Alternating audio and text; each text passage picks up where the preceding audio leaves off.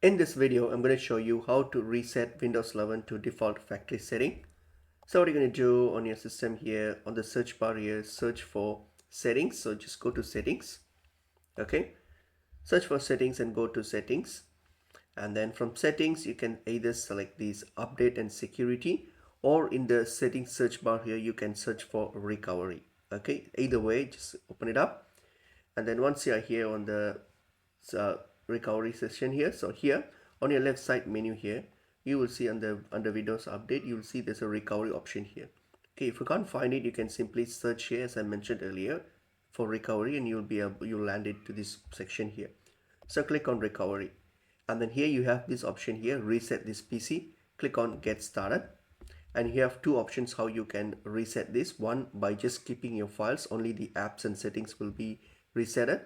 The other one is you remove everything and just do a complete reset. So you can choose how you want to do it. So based on your preference, you can just choose one of these, and then you can just complete the few on-screen prompts to get it done, and that's basically pretty much it is.